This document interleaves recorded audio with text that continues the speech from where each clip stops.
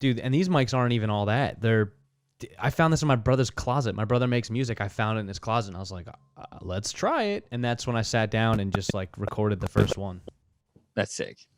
All right, well, we're up and running. What we were talking about was, before we stopped, because we wanted to make sure we caught it, was what prevented me from starting a podcast. First off, Jay, welcome. Thanks for being here, brother. Yo, the moment I saw that you were doing a podcast, I was like, I got to be on there. Yeah, you were one of the first people to hit me up, and here we are. I met Jay in Jamaica back in February, and now we're working together with. Yeah, that's nuts. I saw you. I didn't even know you were working with us, and then I saw you on the Zoom call, and I was like, oh shit, no way. So we were talking and how one of the reasons we were talking about audio equipment, and Jay and I have very similar setups. We have the same equipment pretty much, and what prevented me from starting a podcast, or why it took so long, was because I wanted to make sure I had all the right equipment to make it easy. Because this isn't sponsored, but like shout out to Rode and all their equipment, Rodecaster, and all the equipment that they have, because it just makes it that much easier. Yeah, like you have to drop money, but it's like, what do you want to pay? Do you want to pay for the equipment, or do you want to pay with your time and take forever to edit it, everything? So that's like where I saw it. So the Rodecaster is an all-in-one. Like I did podcasts before the Rodecaster. I had a Behringer soundboard that had to have its own power source, all the mics and everything plugged in. It was pretty much the same thing as a Rodecaster, except with the Rodecaster, like it's an automatic interface. So you plug a USB cord in, and you plug a USB cord in your computer, and you're good to go. But the crazy thing about that is you actually don't even have to have a USB cord, because it has its own SD card slot. Mm-hmm. So you can podcast on the go. Yep. Or like when I first started, I was just recording straight to the Rodecaster, taking it out, putting it in my computer, and I was, doing it from there. Yeah, it's amazing, dude. It's the best. It's the best foot in the door for podcasting, like 100%. Absolutely, dude. And if you have the resources, you should for sure get it, because for me it was like, I want to do this, but the microphone, they were just regular USB microphones. You plug it into your computer, but you need these high quality XLR condenser dynamic microphones, because it's expensive, but it's also the quality is there, and it's just way easier to bring everything together. And like, I didn't know shit about audio. I still don't understand it, but this makes it so much easier. And like, because you look at these boards, and they have all the dials and the colors and the buttons and the knobs, and you're like, what the fuck is that? But it's very easy to use. And what's funny is once you learn one, you learn them all. Because if you look at 1 through 4 on the Rodecaster, then you have your USB, your cell phone, and then your Bluetooth, and then also the soundboard. They're all 4 individual things, but they're all technically the exact same. Mm-hmm. Now, I grew up in a musician's household, so I always had studios in my house because my dad's a guitar player. Mm-hmm. And then I also grew up, like, I'm from Nashville originally, so I had this job where I would like drop music equipment off at like all the studios around town for musicians. And I remember looking at the soundboards as a kid and being like, dude, there's thousands of buttons. Yeah. Like I would never know what to do. Yeah. And one dude looked at me and he was like, you see that lane? I was like, yeah. He was like, there's 12 buttons. You can learn 12 buttons, right? I was like, yeah, sure. And he was like, okay, the rest are all the exact same. They just go to different things. Wow. And it was yeah, dude, because you look at, like, you see pictures of like people, like musicians in studios, like especially like me being a big 90s hip hop fan, like you see like Eminem or Tribe Called Quest in the studio, and there's like thousands of buttons and dials, and you're like, what are those things even doing? Like, yeah, they're somehow making albums with that. It's crazy. But now I'm starting to understand, like, oh, it's really not that difficult to understand, dude. And to be able to bypass all of that and have the Rodecaster, and I keep pointing down here because that's where I have it, but like it's a breeze. Like I tell all my friends who want to get into podcasting, they're always like, I have this old gear, and I've told them like, hey dude, you can spend $50, you can buy my old Behringer board or what. And then I'm like, but like before you do that, you should come over. Yeah. We should just like roast a doob, hang out, talk to these microphones, and let me show you how easy it is to like learn how to do this. And then they come over and they're like, okay, yeah, how much is that? Right. Okay, dude, that is exactly what happened to me when I went and visited our friend Austin. He has one, and we sat down, and I put the headphones on, and he turned it on, and I was hearing myself talk, and I was like, I was laughing because I was like, this is so sick, and it's so official. And then he started playing the sound effects and all that, and it was like, dude, what? right then and there, I was like, how much? Okay, 500-600, fine. Like Totally just, worth it it. makes it easy, dude. It really. So Yeah, for sure. after this, I'll just stop recording, take the SD card out, put it in my computer, and then line up the video and audio, and I'm good. That's it. Yeah. Now I will say for people out there who want to, like a lot of people get into podcasting and they like, let's use Joe Rogan for an example. Who doesn't know who he is, who doesn't listen to his podcast. I listen to every single one. It's fucking incredible. I saw you post the one with David Blaine the other day. Yeah. That one's really good. Right before we started, I'm listening to an episode with Duncan Trussell from 3 years ago. I'm listening to him all the time. Dude, hell yeah. My favorites are, just not to go off on a tangent, but I love Sturgill Simpson. He's one of my favorite artists. Yeah. Especially when they have the whole band on. That's cool. Yeah, for sure. Mm-hmm. But like, so video and audio are great, obviously, together. But you will tend to run into problems. Yes. And I think you hit me up pretty quick after you did like your first one. Yeah. And yeah, they tend to drift. I think it's called audio drift is like the technical term for it. Yep. But like, yeah, so you'll be like, yeah, you'll sync your audio, you do your, claps, and then you I didn't even know about that. I just learned about the clap. I didn't even know. I just hit record and that's a smart thing. Final Cut Pro, right? Did you use Final Cut Pro to No, dude. Oh, so I found out where the problem came from. I was trying to import these huge audio and video files into iMovie, okay? And yeah, I know. It's just like it's Bush League, but I had it and it wasn't working. I would line up the audio and video and then maybe like 2 minutes later they'd be out of sync. Yeah. And it was, I think it's like, for me on Final Cut Pro, I noticed it was it's about the frame rate that you shoot at. Yes.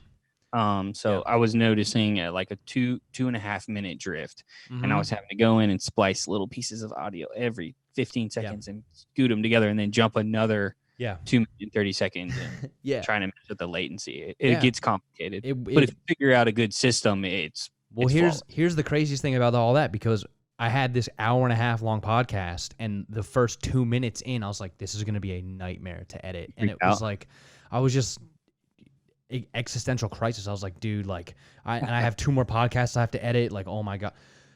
I realized I had Adobe Premiere or Adobe Rush, and I brought everything in. Sorry, say that again.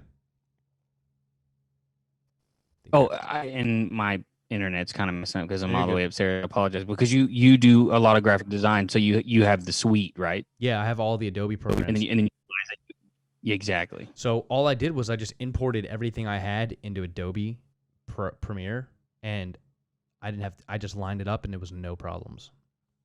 It was fine. So I didn't have to change. The thing there is your frame rate. Yeah. Sorry. There's a little bit of latency between us talking. I think that when you went into Adobe, you were with iMovie. I'm not sure, but I'm sure it's at like a weird frame per second. And then you went into Adobe, you got a professional grade. Yeah. And you got whatever the proper, maybe it's 23.9 or 24. I'm not exactly sure. I do everything in 24 frames because it's the best for like cinematic looking and everything. But it sounds like that fixed your problem. Yeah, but that's the thing. I didn't even have to go in and change the frame rates. It just automatically fixed whatever latency problems I had. But that's the thing, dude. Like, I guess a lesson to be learned there is whatever venture or project you start, you're going to hit road bumps. And I hit so many trying to get this up and running. But at this point in my journey, like, I know it's part of it. And I'm like, obviously, to do all good things take time, and you're going to make mistakes, but like, just keep going. And eventually here we are. And now we're just kicking back, and it's like a breeze. It's super easy. You figure it out. You like learn that language, and it's easy. But I did have to jump over a lot of hurdles to get this. And now I got this new camera. We were just talking. I just got this camera in today, this Sony A6400. One of the problems I kept running into was every 20 minutes, I'd have to stop the podcast, click record again, and then the cameras would die.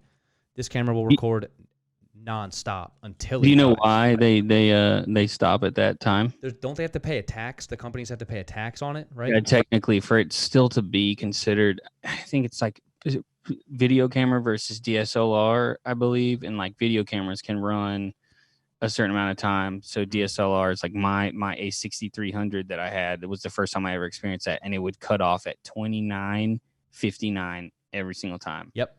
Just before 30 minutes, just so they didn't have to pay that Yep. extra fee or whatever. But again, like going back to investment, like the hurdle. Or I'm sorry. Continue. There is No, a little bit of latency. We have a little bit of latency. I'm trying to figure it out. It's not. Yeah, I don't know. My internet shit. I hate Comcast. It's okay, man. It happens. You know, it's technical difficulties. But how cool is it though that you and I, because you're in Chattanooga, you're in Tennessee, right? Yeah, Chattanooga, Tennessee. So you can be in Tennessee right now, and I can be in Philadelphia, and we can hop on these and talk and like through the air. Like it's cool, man. It's an amazing time to be alive that we can just hop on and do this stuff. Yo, one of the main reasons I love podcasting, and my dad really likes it too. Obviously, he was a musician, and my grandpa was his dad was a jazz musician, but he got into radio in North Florida. So he was a radio show host in like Jacksonville, Tallahassee, and like Lake City, Florida, like all through North Florida. Yeah. And like he's not alive, RIP, but like I fucking wish I could like bring him back just to show him this and be like, dude, you remember what you used to go through, all the stuff that you used to do, and now like it's flawless. I'm clicking two buttons and I'm like, I'm creating my own, and I'm talking to somebody that literally is in the freaking Northeast. Yeah, I'm in the Southeast, and we're chilling. It's amazing, dude. It really is. But what I was gonna say is like I had to get this new camera, and it's not a cheap camera, but like it makes my job that much easier. So it's like I'd rather pay for this and then have more time to do other shit, because it's just you're really investing in yourself when you buy this stuff. Like it's a cool camera, but also I needed a better camera to shoot for like photographs and video for Onwards and like other things I'm doing. And you know, with the marketing gig, I'm sure we're getting these new people in and we're helping them out. So it's a tool, man. It's not just like a expensive camera. Like it's a tool, and you can turn this into more money, if you will. Yeah, dude. It's to be able to justify the pieces of equipment that you buy is like the most important thing. So, and my A7 III has paid for itself like 5 times over now. Yep. I have my job, which I use it there. I use it in Jamaica when we were making stuff, and then I have other cameras, but like on my side work, like I've shot commercials for random little companies in town, and some friends who do soccer who want different videos put together, and like literally, like I can't tell you. I could go into my QuickBooks and everything and look at that kind of stuff and tell you how much money I've made, but like it's easily 5 times the cost. Yeah, man. And this one was I feel like it was almost $2,000 for this one plus the kit lens. So, and then when I bought it, I was like, man, yeah, but like gotta push through and like just make the purchase so that like, you know, it's like tough at the time, but like you got to make that. Yeah, you got to make that. I don't want to call it a sacrifice, but you gotta put in so that you can get out what you want, you know, especially if you want to put out professional grade stuff. Yeah. Well, even like what you just said, it is a risk and it is a sacrifice, because like, okay, let's tie it back to Jamaica. That's where you and I linked up on JD's Rainmaker retreat. It was like $2,500 for me to get out there at that time. Oh. That was a nice chunk of the business expense. Like that was a business expense for sure, but like that was a nice little chunk of the Onwards LLC bank account, no doubt. But like I was just, something told me just get out there, man. Like you need this. I met you, I met JD, I met Paul, I met Rocky, and now like we're all working together. And like you said, that trip has already 10 times paid for itself based off all the opportunity that came out of that one little $2,500 decision. It's come back tenfold, and it's going to keep growing. So it's just, yeah, I didn't even think about that as being like an expense for you, because not to like talk, you know, right. You got paid to be there because you made the equipment. Yeah, right. But like I didn't even think about that. I didn't realize like that was a business expenditure for you, and it's paying off because you know you made a couple of logos for us, and like you're working with the company now, which is like so cool. Yeah, man, it's absolutely nuts. It is. It's about that, like how you almost you spent that money, just like what you said a minute ago, because we were talking about it. You spent that money, and now you're turning around and like you have work from it, and you're growing as like a professional. Yeah, so that was so worth it. Yeah, dude. And now we're sitting here, and those resources help pay for all this equipment. Like, and it's all because I took that risk, and I like didn't let the fear or greed, like, fuck that, I'm gonna keep this $2,500, and you know, like I took that risk and I took that jump and like fuck the No pun money. intended. On the Fuck the money, dude. Like the relationships and the people that you meet was like the most valuable thing. That's what Austin and Riley talked about when we recorded a podcast last week was they were like, "Would you go back to Jamaica?" And I was like, "Yeah, for sure." But like I wasn't there for Jamaica and the beach. I'm there for like the people and the connections and the conversations that we have, you know, cuz that's where the most value comes from. what a place to do it in. First off, that place was dude, Yeah. between the where we stayed, the food, like the company, everything Mhm. was great. But yeah, like I've been on a couple of those now, and I used to hear about them before I was in the world that I'm in now, working with the company and working with JD and seeing his like networking skills, man. I used to, yeah, I heard about it. Yeah, cool, whatever. Business connections. It's not about what you know, it's about who you know. Yeah, Right. whoever said that, I don't care. Holy shit, that's 100% it. It's literally Yep. like, obviously, what you know is a big part of it. But like, yeah, if you can make those connections and you meet the right people, dude, like it'll put you in the right place. And I got really lucky with like where I'm at now working for JD because I was making videos for a soccer club here in Chattanooga, and Logan saw my stuff and they needed a new videographer. Yeah. And so if I hadn't have met the guy that hired me for the nonprofit that was under the soccer team, that led me to making videos for the soccer team, that led me to my job, that led me to Jamaica, that led me to be able to start podcasting with you. It's like it's nuts. And literally it's so funny because how old are you? I'll be 24 next month. And you're not like super young or anything, but I'll be 30 in November. Like to see someone like you and other people now younger learning that is like, man, that's one thing I missed out on when I was younger because I had such a stubborn like mindset. I wish I had read a few more fucking books and like met people. I've always been a networker. My dad always told me that I never meet a stranger. I have that like skill of like meeting people and like finding common ground immediately. Yeah, Like absolutely. becoming friends. But like if I had done that a couple years earlier, I wonder where I'd be now. Yeah, I hear you do, but here's the thing, like can't think like that. You are right on time. You're right on time because I could think, dude, I should have started a podcast 4 years ago. Should have, but I didn't. There's a lot of shit I should have done, but you'll get lost thinking like that because you're right. We are right on time, man. And that's true. I always love seeing those things, like what were like certain very successful people doing at 25. I always see that as like an age, and like this dude was flipping burgers and now he, you know, is sold books out of his garage and now he owns Amazon, you know, it's like that. Like, I always see that. Yeah. That age is literally just a number for sure. Yeah, you're right. I need to drop that mindset for sure. It's all right, dude. I mean, we all think like that sometimes, right? But that's one of the things that meditation has done for me is I'm able to kind of switch to the observer POV, if you will. And like I talked about this on the podcast I did with Brandon, where when I was leaving Florida, leaving Austin and Riley and my friend Yam, I was feeling some type of way. I was like feeling kind of sad. And my friend Ryan, who was Riley's brother, was like, okay, because he's also really into meditation too. He said, use your newfound meditation skills and observe where that's coming from. And because I have these meditation skills, it was like, oh, that's coming from a place where like I love my friends and I'm going to miss them. And like, that's really cool. So yeah, meditation changes your brain in that you're able to kind of observe your thoughts and find out where they're coming from and not really like identify with them. So when you do go down those thought patterns, because we all do, oh, I should have done this. Why didn't I do that? Oh, you'd be much happier with your ex if you guys stayed together. Like that kind of shit. It's important to like kind of break out and say, where's this coming from?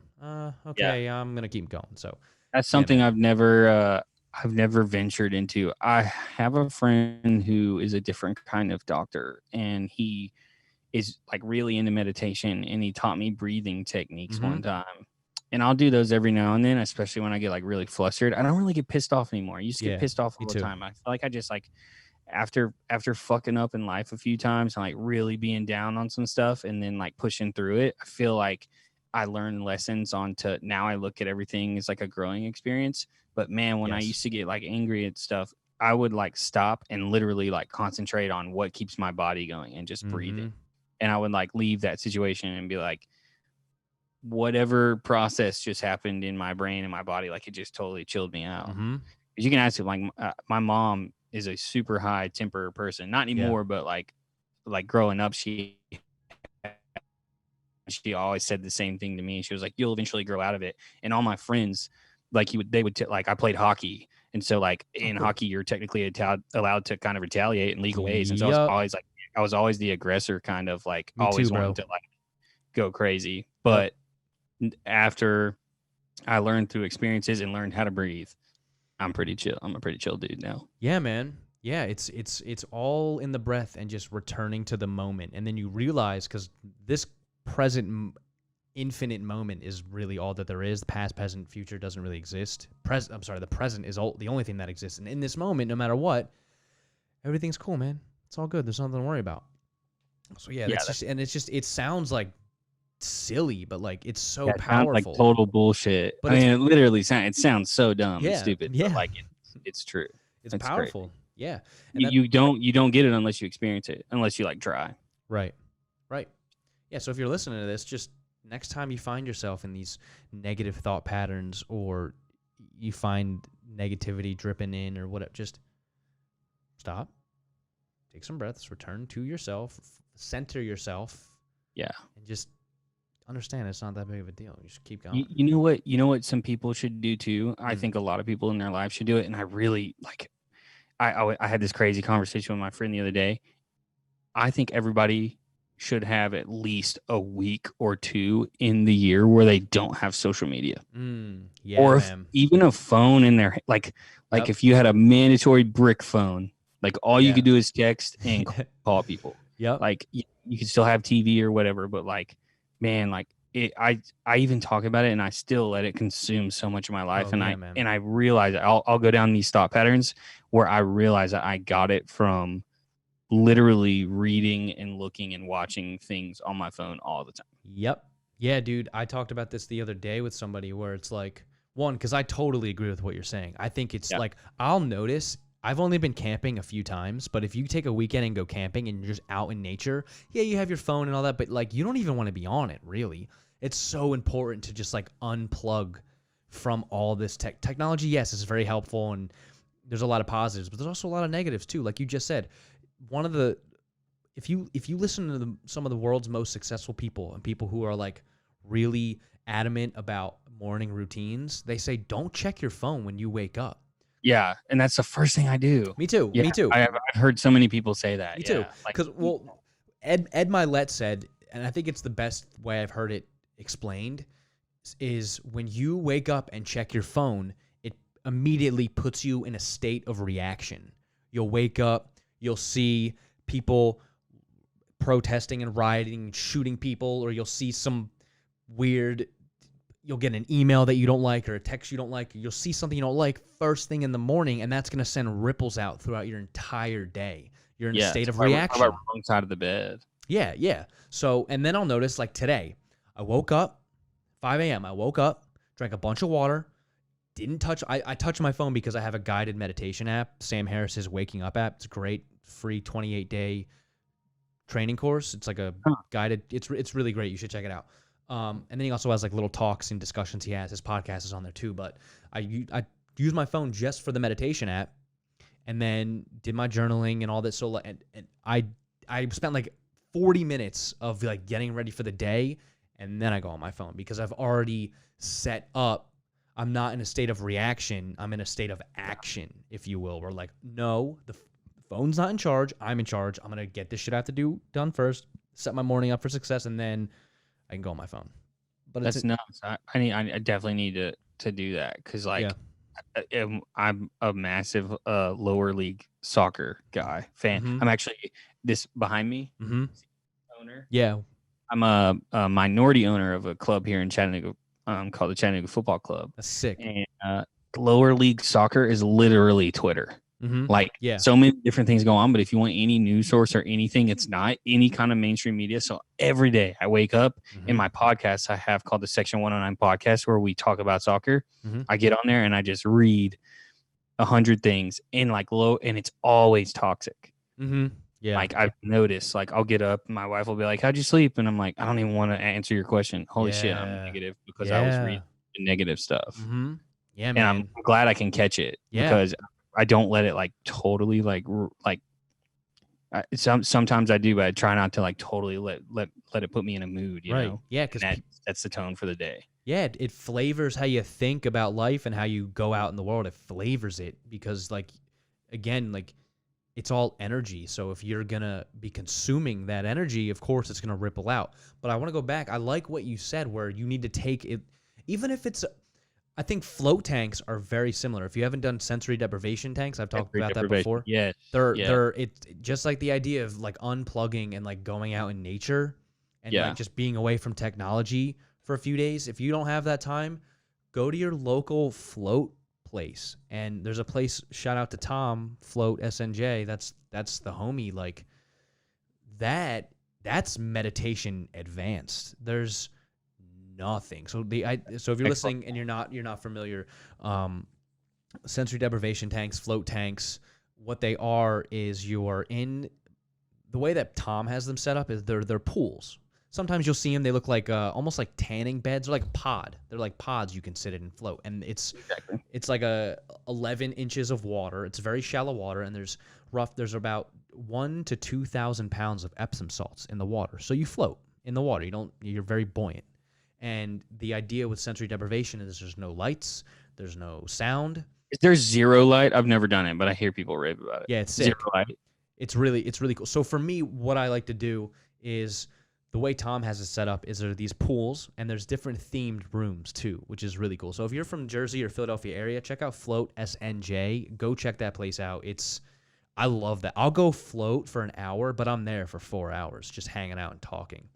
It's like someone's living room. But That's sick. um so the idea is you go in and he has these pools and there's different themes. So he has like a Zen theme or a beach theme, and he even has one where they have a projector shooting up at the ceiling.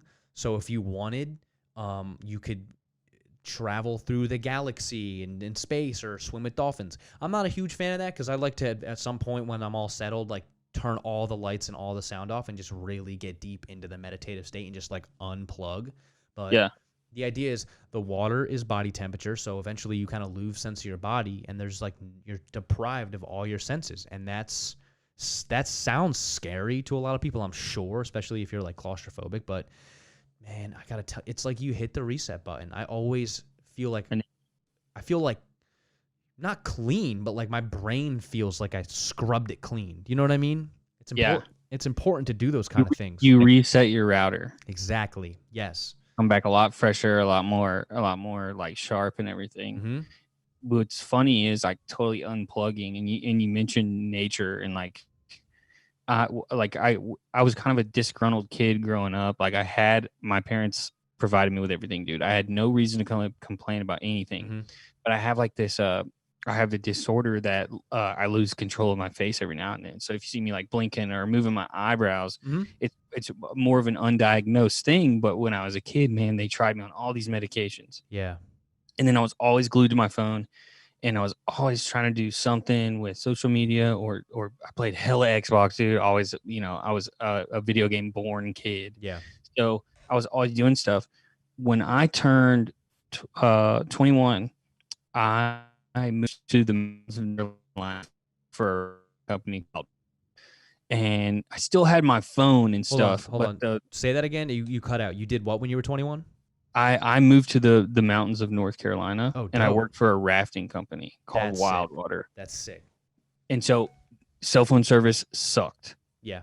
You're in the middle of woods with a bunch of 20 somethings, and you learn how to live. Oh, one day we're going to jump off cliffs after work here. The next day we're going to go on the AT and hike, or maybe we're hitting the river and kayaking after, and all this other stuff. And I learned, I totally unplugged in my life, and I learned who I was there. I definitely grew light years while I was there. So I was there from 21 till I was about 26 or 7. I met my wife, Mm-hmm. and she moved to Chattanooga, and I stopped going. But I have this thing on my YouTube channel called The Road to Nowhere. Me and my buddy just shot like a small documentary. We went up there and hung out about like how we learned how to like leave society, join a group of people who all kind of like accepted everybody for who they were, Mm-hmm. and moved to somewhere where it wasn't just so rushed around with life. And like literally it was like putting my body in like a grow room. Yeah.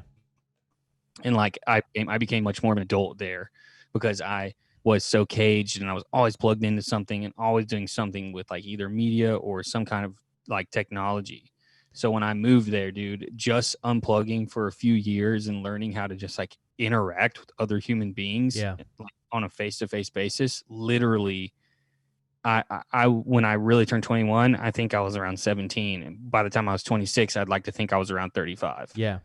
Because Yeah. I grew so much and learned so much. Yeah. And that video you shot, by the way, you showed me, that video is awesome. And I'll link it down below for YouTube. Oh, but I appreciate that. yeah, man, that video is awesome. You guys go check that out. But you're right, dude, because if you think about it, we're not supposed to live millions of people packed into these couple blocks if you're thinking in big cities. And, you know, we're supposed to be we've lost our true connection with nature. Like, we're out of sync for the most part. And that's why it feels so good when you do those things, especially, a day or two, but years of that. Oh my God, that was probably amazing, dude. And those are probably. What's funny is, dude, to be real, like a lot of the people who are like me go up there, they don't leave. Yeah, like I don't doubt it. They end up staying there. I don't doubt it. And it's insane. I get the same euphoric feeling when I go back and visit now because I know people who when I first moved there. There's a place called The Hill that you live on there, and it's like guide housing, and it's like literally 4 walls and a door. Like there's shacks and woods, and there wasn't enough room for us, so we moved in with these dudes, Ian and Isaiah. Shout out to them. They're some of my really good friends, and they're both native. So hanging out with Native American, yes. Cool. That's cool. They're Cherokee, like through and through, man. Like I learned so many things hanging out with them, and like just doing things that they considered fun. Like I'll never forget the way I describe my buddy Isaiah is like me. You're like, oh, you're like, here's the Google Pixel. And I'm like, oh, dude, you know, if you can flip your camera around, you can like do all this stuff. This guy Isaiah is like, oh, and he catches this little bug. It's like a bug around the light. He's like, these are popper bugs, man. Do you know that? And I'm like, no. He's like, if you put it on its back and you wait, they pop up and then they fly away. Oh my God. Yeah, and the granular thought aspect of the actual Earth itself, like, was so mind blowing to me because I'd never met anybody who had that kind of thought process or like knew things like that. Yeah, the natives are definitely tapped in still because it's part of their culture, and it's a shame what the Europeans came and did to them and their cultures and their tribes, but like they're tapped in, man, and we have lost contact. That's why I'm so grateful for my psychedelic experiences. I don't know if you've had any or much of those, but they really connect you with nature, and they really make you understand that, man, dude, we're all connected. Everything is connected. And another, like, psychedelics also help you break those patterns and step outside yourself and really kind of, like you said, you restart your router, you wipe your drive clean, and you're able to kind of come back from like a better perspective. And you know, like I was saying, like we're supposed to live close with nature and working with nature and working with these plant medicines because it makes us understand that we are all connected. Like, it's really hard to have hate in your heart for anybody else when you have a powerful psychedelic experience, or you're out in nature and you're with the natives and they're playing with bugs and like this is that, and you're looking up at the stars. You're like, dude, we're all the same. We're all connected. So, dude, do you know who Dan Mace is? I don't think I do. Yeah, you should check him out. Casey Neistat. Yes. It was like his right hand man for a little bit, and I'm pretty sure they're still friends. He's a South African dude. He makes this really cool content that is like not your typical YouTube content. Oh, I know. I do know who he is. Yes. So his friend's mom died, and I can't remember if they went to Brazil or they went somewhere, and they just tripped mushrooms with a shaman at this house on the beach. And it's a crazy story. They do all kinds of funny stuff. And I think so many people have this perception of mushrooms where they think like, oh man, we're going to like go on a hike on mushrooms. We're going to do this. And then they end up sitting on the floor and they don't do anything for hours because they just like, they just like melt and release. And that dude, after that experience, he was like, this couldn't have been perfect timing. Like he was able to deal with the fact that his mom had passed away better because he had Yes. been through that experience. Absolutely, dude. And they even have MAPS as the multidisciplinary Association for Psychedelic Studies. I think, sorry if I butchered it, but that's what MAPS is. They study psychedelics in a clinical setting.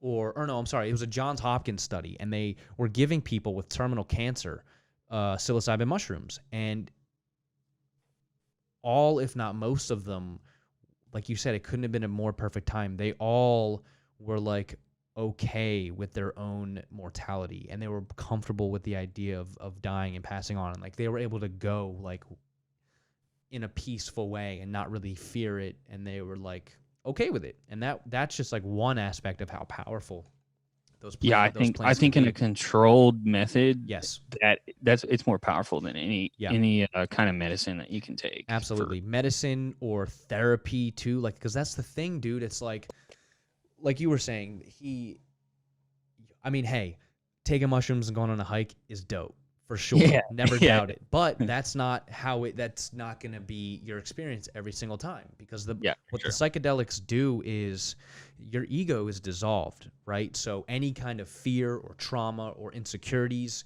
that you try to suppress on a day-to-day basis, that's your ego. So when your ego is dissolved, the psychedelic is like, hey, we're going to deal with this shit. Like, you have to look at it. You have to help heal. And like you're like that guy and his mom, like that's a perfect example, because that's probably really hard to deal with the fact that your mom has passed away. But the mushroom, your heart just opens up, and it's like, it's okay, man. Like, and they help you. Like, that's, I think he said something like he understood nature and was like, that's part of nature. That's part of life. It's part of us being human beings.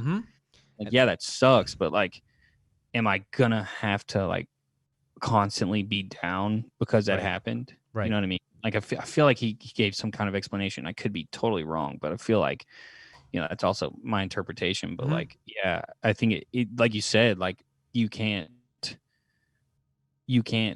continue to suppress it, because your heart completely opens up and you start to think about stuff in a whole new light. That was my total experience with mushrooms, was the perspective change. Yeah, absolutely. And I thought about it after the fact. It wasn't just like you do it and then, oh my God, it's happening crazy, and then it's done. Okay, back to normal. It's like, hey, you know what? I had this thought, and it's not going away. Yeah. And I've changed. Yeah. Yeah, man. But I mean, the only time, because I think that the bad trip is like not the best term. I think a challenging trip is better, because no matter what, you're always going to be a better person because of it. But I think when it can get challenging or bad is when you try to hold on and control the things you're trying to suppress, even though the psychedelic is like, no, like we're gonna deal with this, and you're like trying to fight it. That's when it can get bad.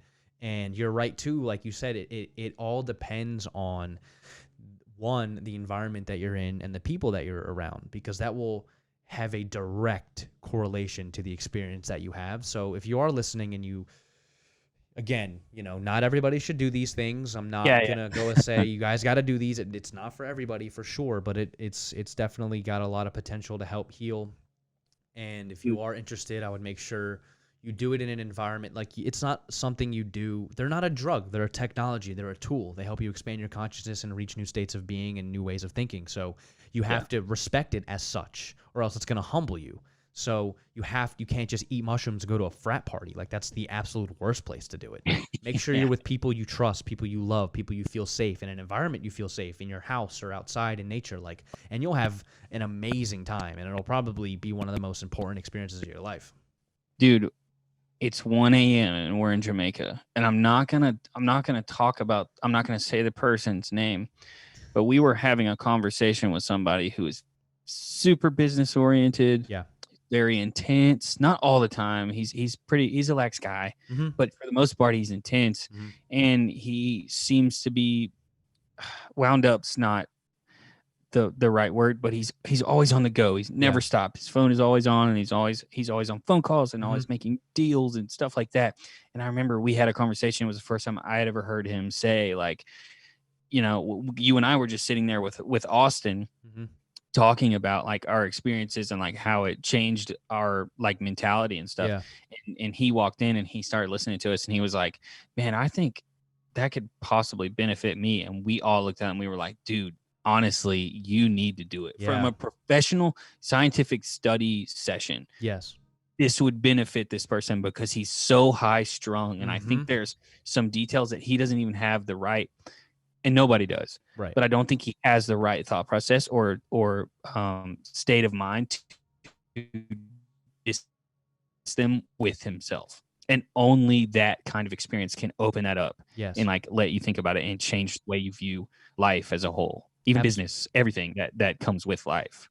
Absolutely, dude. And one of the things for me too was, you know, the whole idea of microdosing and where so every time I've tried to microdose, I've ended up not. Yeah.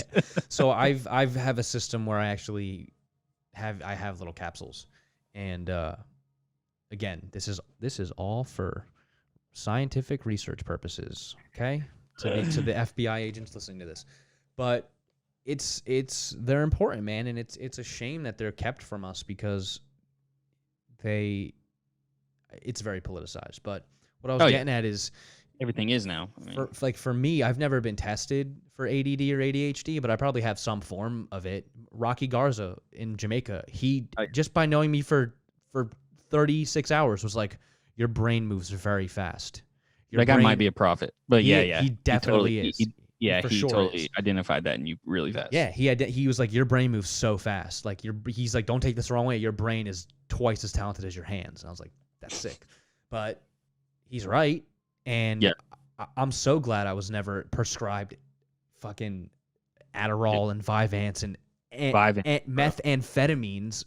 Literally is what that is. It's meth. It's just a different chemical structure. Legal meth. Yeah. So I'm so glad I was never prescribed that because I feel like that's very suppressive. I did Adderall once in high school for a midterm. Hated it. Couldn't stop shaking. Somebody's experience. Somebody sold it to me before a test. My legs were going crazy. I couldn't stop shaking. I hated it.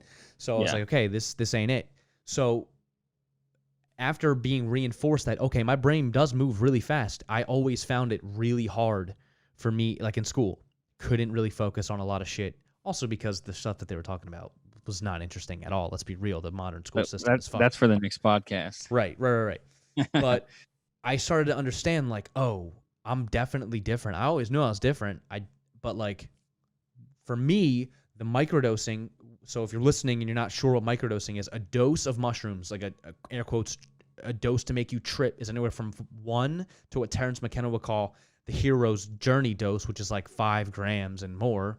Now, again, we would never do this stuff because it's illegal, but just for scientific purposes, a microdose is, so what happens, all the stuff we've been talking about, the realizations you make, the breaking of thought patterns, the stepping outside of your ego, what happens when you eat these psychedelic mushrooms, and not even psychedelic mushrooms, you can eat gourmet mushrooms. Lion's mane is one, reishi mushroom. They create what's called neurogenesis in your brain, which is new neurons are being formed, new brain pathways, new brain cells. It's neuroplasticity. You're literally changing your brain. And so for me, the idea of microdosing is you take just enough to get the neurogenesis going, but not enough to obviously have the psychedelic effects. So for me, what the microdosing has done is it's really enabled me to kind of sit and focus and get into the flow state and like really just be present in anything that I'm doing, whether it's, recording a podcast or making a new logo or new art, or even just like folding laundry or taking out the trash or emptying the dishwasher. Like, you're fully present and in the moment, and like you're just absorbed in everything you're doing. And it's been a game changer for me because, again, like, my brain's going all over the place all the time. So it's important to I've also started taking Alpha Brain, which is like a On It product. It's like Joe Rogan's company. He's an owner of it. It's a nootropic.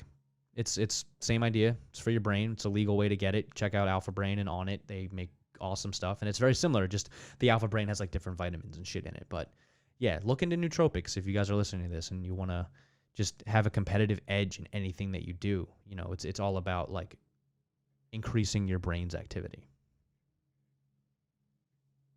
I had a little internet hiccup there. Speaking of and I know we went way off, and but that's why I wanted to talk to you, because Yeah. I think I put it in the text message as like stream of consciousness. Mm-hmm. Like, that's the way I like to talk and have Yeah. conversations. And I don't really get to do that on podcasts, because all the podcasts I edit and produce are all very structural. Mm-hmm. They're all about business or soccer, et cetera, et cetera. But the the thing that I would be interested in knowing about you and your journey that you're embarking on with this podcast is like, so with me, I've kind of broken up. I don't know if this is official or if this is like industry standard, but for me, I've broken up podcasts into 3 categories. You have your niche. That is, I talk about college football. I can talk about UCLA. I can talk about Texas. I can talk about Syracuse. I can talk Right. about Purdue, any of those. There's pseudo niche. That's me. I talk about the Chattanooga Football Club on my podcast. Pseudo niche. I'm very specific. Like, yeah, we dive into American soccer a little bit, but it's really about that one team. Yeah. And then there's fucking Joe Rogan, and there is general or vague or whatever I want to label it as. Yeah. Where a doctor is on Joe Rogan talking about, he's a heart surgeon, but he's talking about like SpaceX landing rocket ships and how crazy it is. Yeah. I kind of feel like that's where you're headed, where like you're really down to almost talk about absolutely anything. We started this podcast talking about starting a podcast, but like why keep it to a structure when you don't care about time limits and stuff like that? Why not just talk about and just see where it goes? Because that's my favorite kind of podcast to listen to. Me too, dude. And like, no doubt the Joe Rogan experience has had a huge impact and influence on my life, because I'll go back and listen to, so like my favorite guests he has is Duncan Trussell. The shit they talk about is amazing. And I was listening to a podcast today from 3 years ago, and it's probably like the 10th time I've listened to this podcast. I love that. But like every time I listen to him, I pick up something new, or I understand something a little better, or I'll see something from a new way, and I get so much value out of them. And that's what I want to do for people. Like, okay, for sure, we can have an idea of what we want to talk about, just to kind of have some kind of map of where we want to go. But dude, you just gotta like, why limit it? Why limit it? Yeah, man, why limit it? And that's everybody knows all kinds of shit. Yeah. Yeah, you know what I mean? Like, I for sure didn't think I was going to talk to you about psychedelics today, but like, here we are, and like, people are going to get value out of that. And you know what's funny is I'm probably going to tell people to go listen to this podcast, like my friends and stuff. And I wonder how many friends, maybe even family members, are going to hear me talk about psychedelics and be like, "Oh, yeah, like, he did what?" Yeah, dude. I don't think any of them would be pissed or anything. They're just going to be surprised, because I don't feel like I think so many people in the world come off with that, like, oh my God, psychedelics, you wear a drug rug and you have dread. Yeah. You know what I mean? Silly Simon, what are you going to go to a Grateful Dead concert and dance on a tie-dye tapestry, you fucking hippie? Like, come on. Yeah, no, it's funny because like that label that people put on different things, and then you put people in different like cliques, if you will, or I think maybe more demographic is a better word. And then like right now you see those there's 2 demographics now, and I know anybody who pays attention to any kind of news or anything, there's this gigantic divide in the world. Especially in the United States. You're either pro-gun and Republican and you're racist, or you're Black Lives Matter and you're Democrat. But like I know so many people that like fall into like just like me. I don't think there should be 2 political parties. I think that is so fucking stupid and so messed up. And I believe in so many different things, but I'm also I'm also a good person. I believe in human rights, and like because your skin is a color. Also like guns, and like, like it's super hard to find a podcast where somebody can legit sit down and like have all of those viewpoints. Like Coleon Noir, who's an NRA guy, he goes on Joe Rogan's podcast. The next thing, the next podcast down, he's probably got, somebody who is the complete opposite of him. And Joe Rogan sits there and has a conversation. He's just a middle of the road. Just solid dude who can understand both sides of things. I feel like you're, I'm not trying to compare you to him, but like I feel like you have that vibe just from the conversations that like you and I have had, and like Mhm. that's how I am, man. It's a struggle for me to like want to branch out in the podcast world and not talk about topics like that, but Right. try to show people that I'm that middle of the road, like perfect. Not perfect is a terrible word. I am not perfect, but like that I'm a good example for somebody who can see all sides. Absolutely, dude. And again, I think Joe Rogan's a great example of, just like you said, he's almost like just a catalyst for people from all over. Because think about it, dude. He has fans from his comedy. He has fans in the martial arts world. He has people that are big into psychedelics and stuff. Yeah. Like, he has people in all these different pots. So people will come to him. People will come to him for the psychedelic aspect or to hear about fighting. But he has Dr. Rhonda Patrick on, and she's talking about how saunas create heat shock proteins. And like, you would have never heard about that. And like, now I'm trying to buy a sauna because like that shit's good for you. Like, you know what I mean? Like, and he's like that catalyst to kind of bring all of these people together. And like, that's what I want to do in a sense. And like, I'm not comparing myself, but I'm definitely been inspired by him for sure. I owe a lot to him in that podcast. And, I definitely looked to him to, like, I remember I like Googled his like whole podcast setup and everything he uses. And boy, is that stuff legit.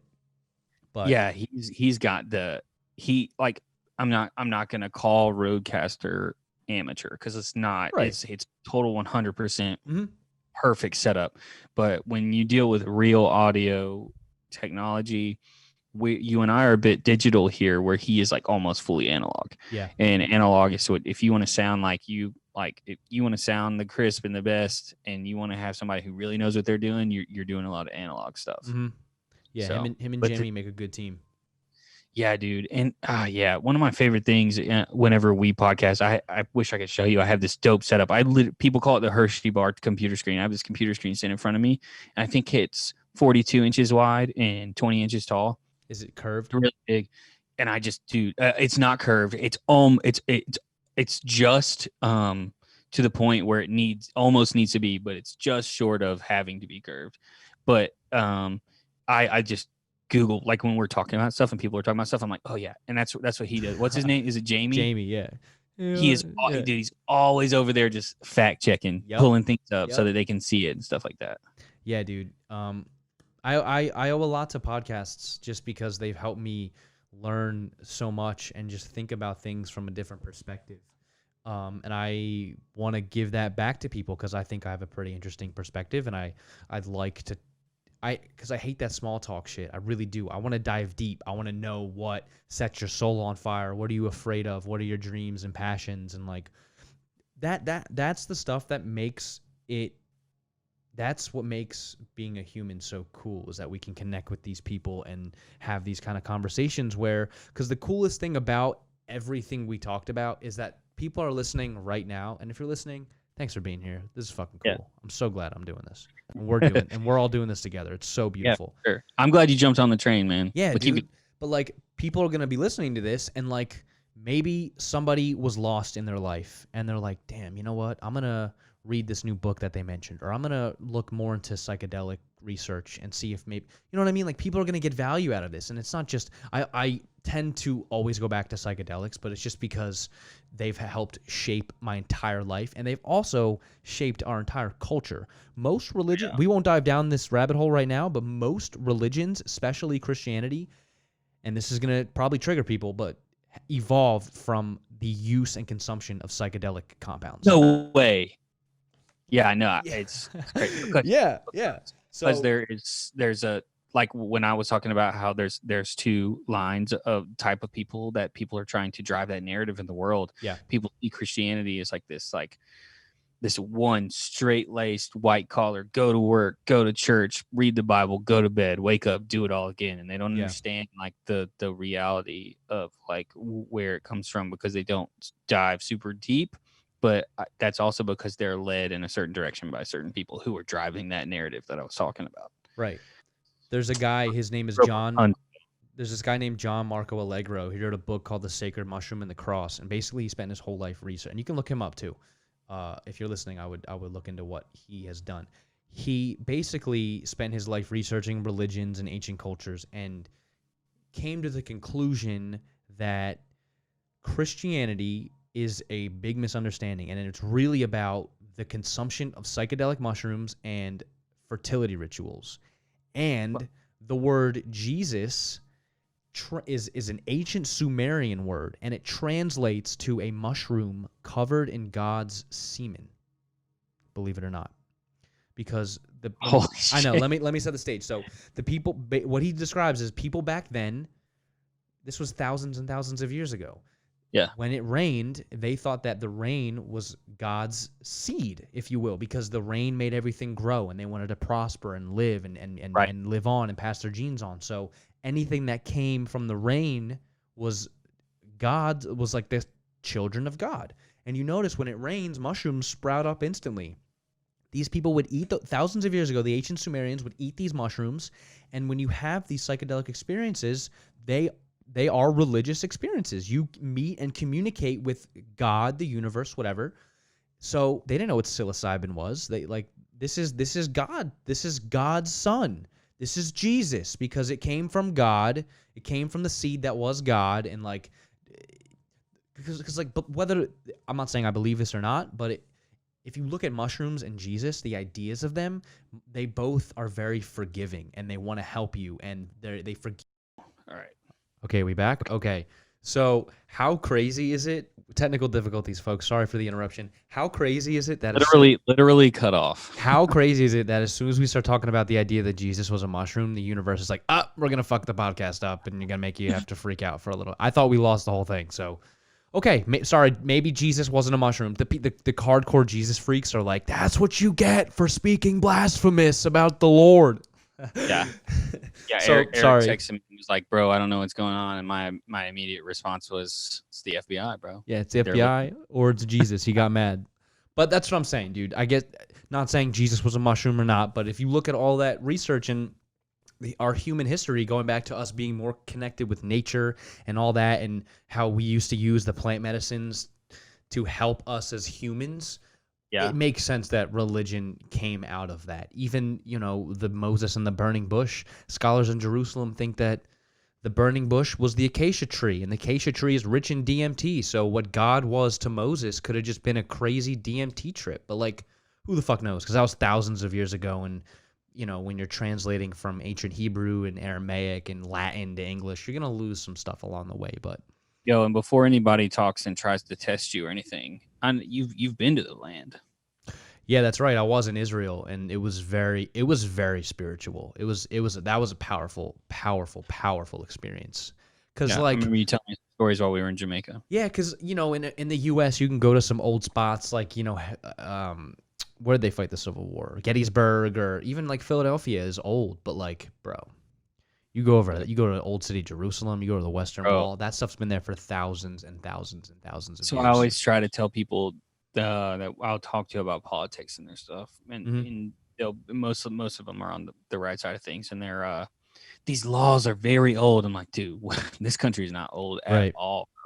No, not at all. I was talking to somebody that I work with the other day about a house he ate in Italy, and it was built in 800. Whoa. Yeah. He was Holy having dinner shit. there, and I was like, what year do you think I was born? He was like, 800, bro. And he was like, that's absolutely insane. 800 BC or AD?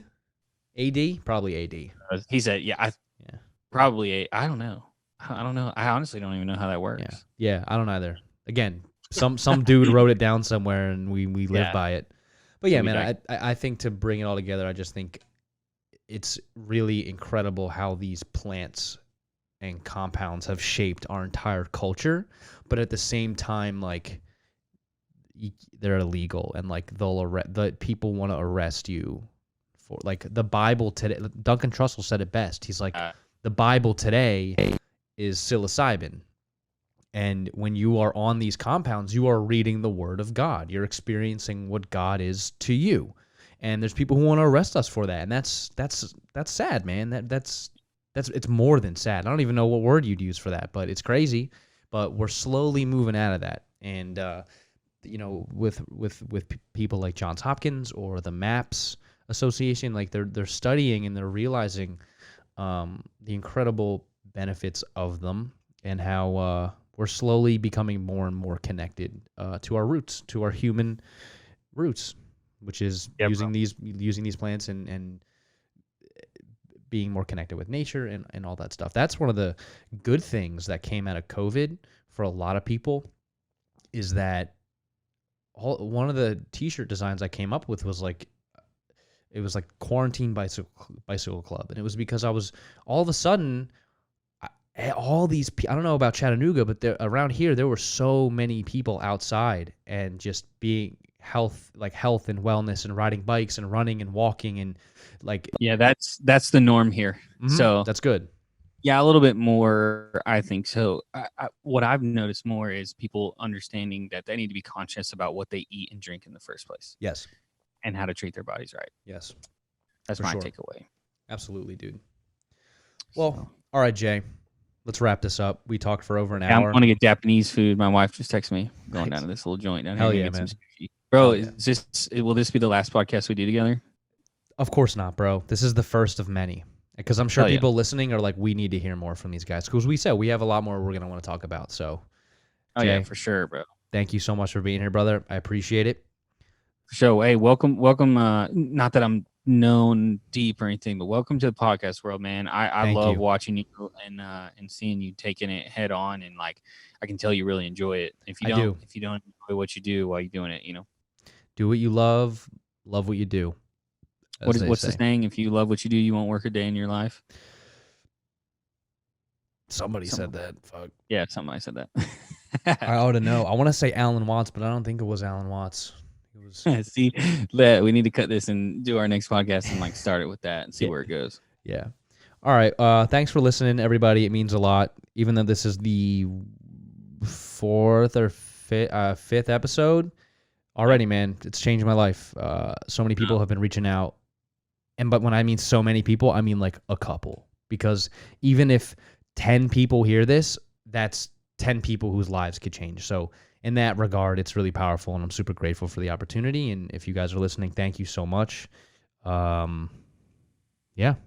Jay, thank you, brother. And until next time. All right, boss. Bye, everybody.